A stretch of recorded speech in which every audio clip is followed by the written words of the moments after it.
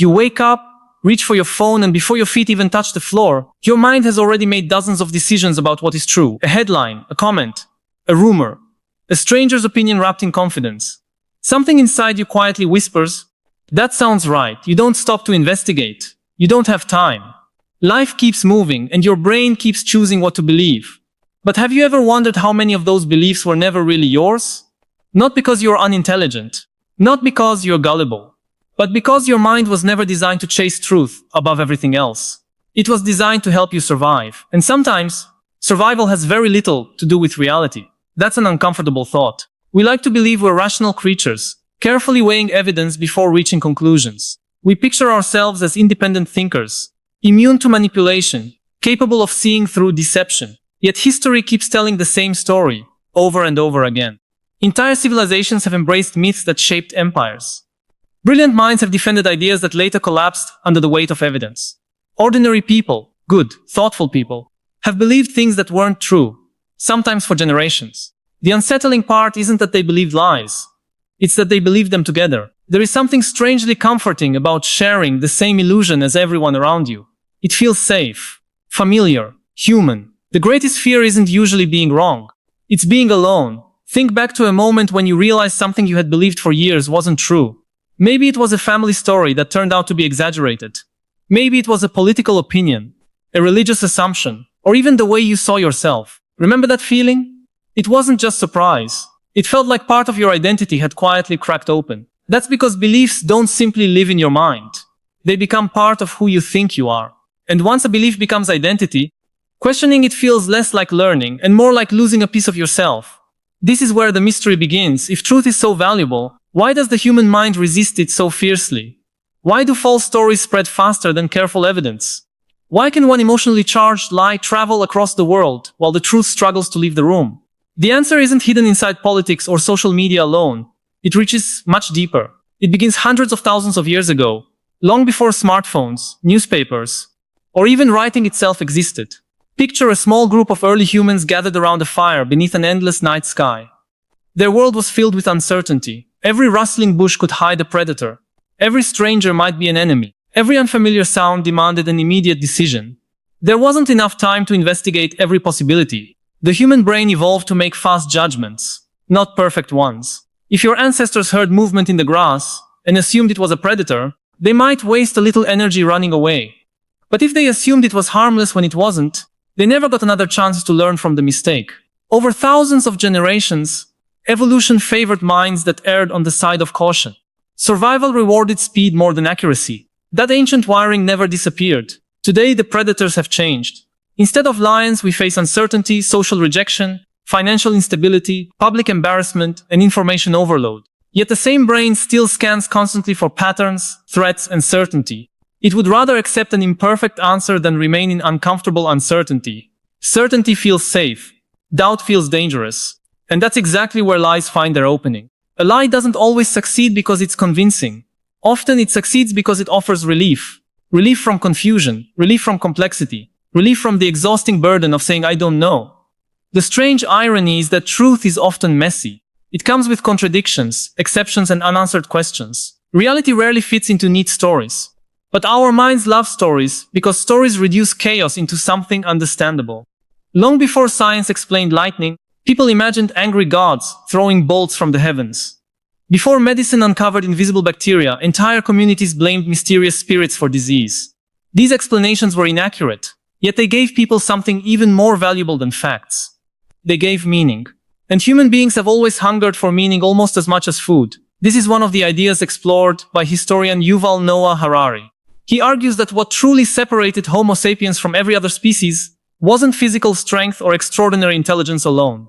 It was our remarkable ability to create shared stories. Money is, in many ways, a story. Nations are stories. Corporations are stories. Laws, traditions, reputations, even the invisible lines we call borders, exist because millions of people collectively believe they exist. That doesn't make them useless. Quite the opposite. These shared beliefs allow strangers to cooperate on a scale no other animal can achieve. A person in New York trusts a piece of paper represents value, because millions of others trust it too. Investors place billions into companies they've never physically seen. Entire legal systems function because people collectively agree to follow rules that exist only in language and memory. Human civilization is built on shared imagination.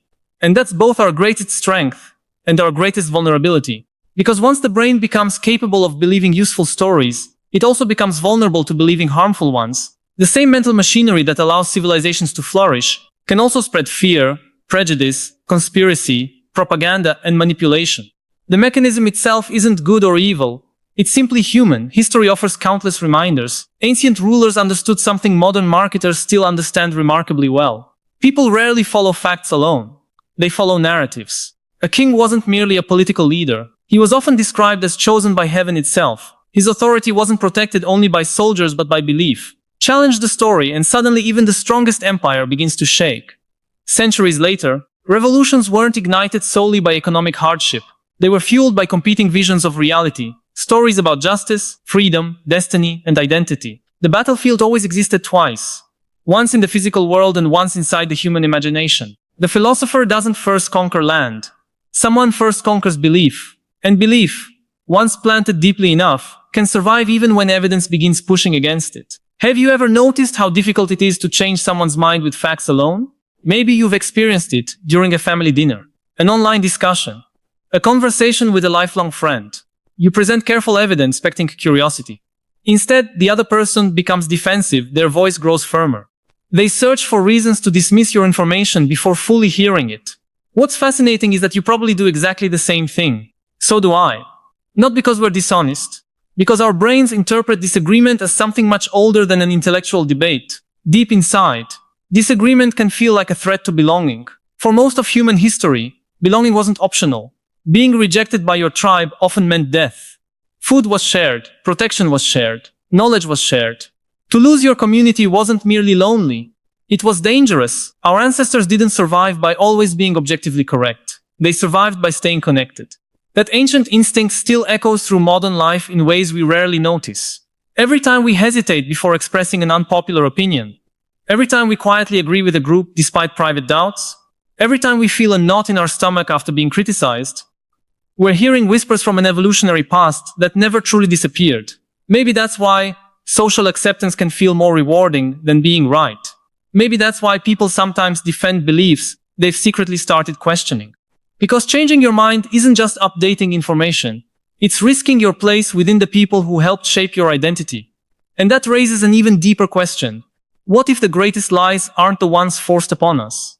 What if they're the ones we willingly protect, because they make us feel connected, significant, and safe? If that's true, then the real battle isn't between truth and deception. It's between two ancient needs that have always lived inside the human heart. The need to know what's real, and the need to belong. The remarkable thing is that these two needs don't always point in the same direction. Sometimes they walk hand in hand. Other times, they pull us toward entirely different futures. And understanding why that happens requires us to look beyond history and into the hidden architecture of the human mind itself, where emotion quietly shapes perception, long before logic ever gets a chance to speak. If you could watch your own brain in the split second before you accepted an idea as true, you might be surprised by what you wouldn't see. You wouldn't see a tiny scientist carefully examining every piece of evidence. You wouldn't see a calm judge weighing facts with perfect neutrality. What you would see is something far older, faster, more emotional. Long before your conscious mind begins explaining why you believe something, another part of your brain has already asked a different question. Does this feel safe? That single question has quietly shaped human history. Neuroscientists have spent decades uncovering something that philosophers suspected long ago. Reason is not the captain of the ship. More often, it is the storyteller. Emotions, instincts, memories, and unconscious associations begin steering first. Logic frequently arrives afterward, crafting a convincing narrative that makes our decision feel rational. That's one of the strangest tricks the mind ever plays on itself. We don't simply believe ideas. We become attorneys for them. Have you ever noticed how quickly your mind starts gathering evidence after you've already made up your opinion? One article suddenly seems trustworthy, while another feels suspicious.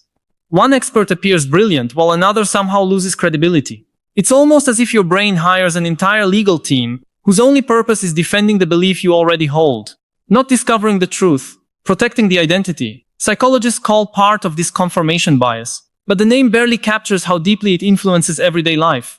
Think about someone who believes people are fundamentally selfish. Every rude stranger confirms it. Every act of kindness becomes an exception. Another person believes humanity is basically good. They witness the very same events and reach the opposite conclusion. The world didn't change, the lens did. And once you understand that, something unsettling begins to emerge. Most of us aren't experiencing reality directly. We're experiencing interpretations. Every human being walks through life wearing invisible glasses, polished by childhood, culture, trauma, education, relationships, and memory.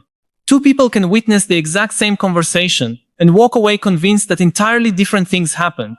Neither one is consciously lying, yet both feel absolutely certain. Certainty is one of the brain's greatest illusions. This becomes even more fascinating when we look at memory. Most people think of memory as a recording device, like an old video camera storing events exactly as they happened. But your brain doesn't archive experiences that way. Every time you remember something, you're rebuilding it. Shift. Emotions blend into facts. New experiences quietly rewrite old ones. In other words, your memories aren't fossils, they're living stories. And stories evolve. This explains why siblings often remember the same childhood in completely different ways. It explains why eyewitness testimony, despite sincere confidence, can be surprisingly unreliable. It explains why people can spend years arguing over events that each person genuinely believes happened exactly as they describe. Truth becomes filtered through memory. Memory becomes filtered through emotion. And emotion becomes filtered through identity. Without realizing it, we're editing our personal history every day. Carl Jung believed that much of what governs our lives remains hidden beneath conscious awareness. He described the unconscious not as a dark basement, filled only with forgotten memories, but as a vast landscape influencing our perceptions without asking permission. Perhaps you've experienced it. You instantly trust someone you've just met, even though you can't explain why. Or you immediately dislike another person, despite having no logical reason. You tell yourself you're simply following your instincts. But where did those instincts come from? Often, they emerge from patterns your unconscious recognized long before your conscious mind caught up. The brain is constantly predicting reality. It isn't waiting for information, it's guessing. Every second, billions of neurons compare expectations with incoming sensory data, creating a seamless experience of the world. That predictive ability makes life efficient. Without it, every familiar face, every spoken word, every doorway and staircase would require enormous mental effort to process. Prediction is one of the greatest gifts evolution ever gave us. But every gift has a shadow. When the brain predicts too confidently, it begins seeing what it expects rather than what actually exists. A rumor becomes evidence. An assumption becomes certainty. A stereotype becomes reality. And suddenly, the lie doesn't feel like a lie anymore. It feels obvious. That's why intelligent people are not immune to deception. In some situations, intelligence can actually strengthen false beliefs. A highly analytical mind often becomes exceptionally skilled at constructing sophisticated arguments for conclusions it reached emotionally in the first place. Knowledge doesn't always reduce bias. Sometimes it decorates it. History is filled with brilliant scholars defending ideas that later appeared absurd. Doctors once rejected hand-washing. Scientists dismissed revolutionary discoveries. Philosophers confidently explained realities we now know were mistaken. Their intelligence wasn't the problem. Their certainty was. The philosopher Friedrich Nietzsche once suggested that humans often seek comforting interpretations rather than unbearable truths. He wasn't arguing that truth lacks value. He was pointing towards something more uncomfortable. Sometimes illusion protects us. Consider the stories people tell themselves after profound loss. Someone says, "Everything happens for a reason." Another believes their loved one is watching over them. Someone else tells themselves that suffering will eventually reveal a hidden purpose. Can science verify these beliefs? Not always. Yet many people survive unbearable grief, because those beliefs provide enough hope to keep living. This is where the conversation becomes more complicated. Not every false belief is destructive. Some function like emotional scaffolding. Children often begin life believing their parents can solve almost any problem. That belief isn't entirely accurate, but it provides security during years when fear could otherwise become overwhelming. Confidence itself often grows from stories we later outgrow. The challenge is recognizing when a helpful story quietly transforms into a prison. Marcus Aurelius wrote extensively about examining our own judgments because he understood something timeless. Suffering often begins not with events themselves, but with the meanings we attach to them. Lose a job, one person concludes, "I'm worthless." Another concludes, "This is painful but temporary." The external event is identical. The internal narrative changes everything. Our lives are shaped less by reality alone than by the stories we continuously tell ourselves about reality. Perhaps the most dangerous lies are not the dramatic conspiracies that dominate headlines. Perhaps they're the silent sentences we repeat every day. I'm not enough. People like me never succeed. No one truly understands me. I'll always fail. These aren't merely thoughts.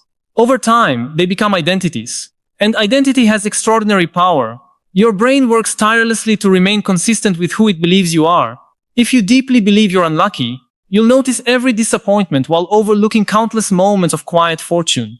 If you believe you're incapable of change, every setback becomes proof that nothing will ever improve. The mind loves consistency, even when consistency hurts. Buddhist philosophy has explored this for centuries, through the idea that attachment creates suffering. We cling not only to possessions or relationships, but to identities, opinions, and narratives. We grip them so tightly that questioning them begins to feel like threatening our own existence. What if the greatest freedom isn't finding the perfect belief? What if it's becoming less attached to needing every belief to define you? That possibility changes everything. Because the moment your identity loosens its grip on certainty, curiosity quietly returns. Curiosity asks different questions. What if I'm missing something? What evidence would change my mind? What am I afraid of discovering? Those questions sound simple, but they're extraordinarily difficult, not because they're intellectually demanding, because they're emotionally expensive. The brain burns energy resisting uncertainty. It craves closure. An unfinished puzzle occupies attention. An unanswered question creates tension. That's why conspiracy theories, simplistic ideologies, and absolute worldviews can become so psychologically attractive. They remove ambiguity, they replace complexity with certainty. And certainty, even when false, often feels better than confusion. But reality rarely rewards certainty for long. Reality rewards adaptation. The people who flourish across changing circumstances are not necessarily the ones who are always right. They're the ones willing to revise their beliefs before reality forces them to. That willingness requires humility. Not the kind that pretends to know nothing. The kind that quietly says, I may not be seeing the whole picture. In a world overflowing with opinions, that kind of humility has become surprisingly rare. And perhaps that's why genuine wisdom feels so different from confidence. Wisdom doesn't shout. It listens. It doesn't rush to conclusions. It remains comfortable sitting beside uncertainty, just a little longer than everyone else. Yet today, remaining uncertain has become more difficult than at any other point in human history. Because every device in your pocket, every notification, every algorithm, and every endless stream of information has learned something remarkable about the human brain. It has learned that our deepest psychological vulnerabilities are no longer just features of our evolution. They have become the most valuable resource in the modern world. For most of human history, lies traveled at the speed of conversation. They moved from one village to another, from campfires to marketplaces, from whispered rumors to handwritten letters. Distance acted like a natural filter. Time slowed everything down. Today, neither of those filters exists. The average person now encounters more information in a single day than their ancestors might have processed in weeks. News arrives before it is verified. Opinions spread before they're examined. A single sentence written by a stranger can reach millions before anyone has the chance to ask the most important question of all. Is it actually true? The frightening part isn't just the volume of information. It's that the digital world has become astonishingly good at understanding the emotional shortcuts of the human brain. Social media doesn't reward accuracy, it rewards attention. And attention is captured far more easily by outrage than nuance, by certainty than humility, by fear than patience. A headline that says, "Scientists continue investigating a complex question," rarely goes viral. A headline that